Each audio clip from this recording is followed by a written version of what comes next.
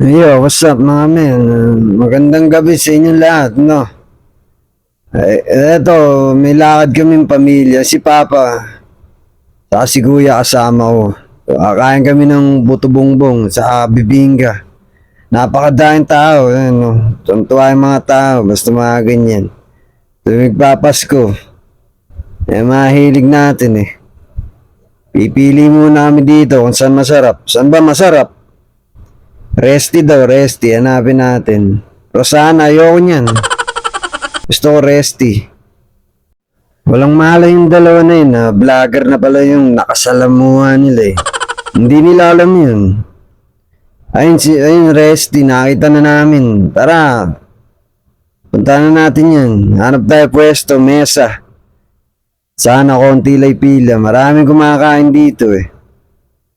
Medyo matagal din umorder. Siyempre, niluluto pa yun eh. Ayan na. Maupo na kami dyan. O-order na kami. Tatlong puto bongbong. Ito ano na to, semi-special. Ano to? Yung ano na po. Bibingka ba yun o ano? Bibingka. Sa isa nun. Isa lang pa po yung semi. Okay lang, take out naman yun eh. Saka tatlong puto bongbong. Okay, yun yung tatlong puto bongbong. Pangatlo po nga sa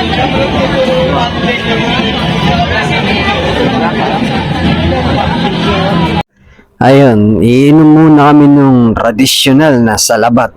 Salabat eka, salabat. Ayan, mga gustong gusto ng mga Pinoy yan eh, salabat. Tuwing magpapasko. Ayun yung menu nila, basahin nyo na lang. Titikman ko na yan. Tikman, sausaw mo. Unang kagat, napaso ka agad, men. Pero chill lang. Madaming araw dito pagka tuwing sa araw ng gabi. Ano daw? Basta yun na yun, araw ng gabi. Nalito kayo, ako din. Di ko alam sinasabi ko. Basta panoorin nyo na lang. Ay, yung puto bongbong.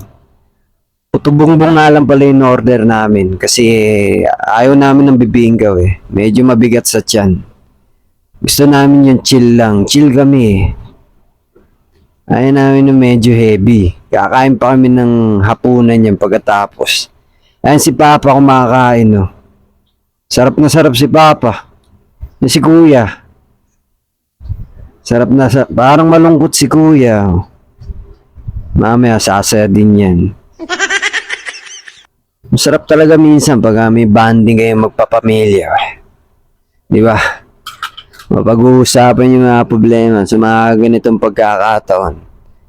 Ayan, tapos namin kumain dyan. Umunguya pa ako dyan eh. Tinake out ko yung isang kagat. Pero masarap. Ayun lang. Tapos na kami kumain dyan. Si Papa kumakaway pa. Si Kuya hanggang ngayon malungkot.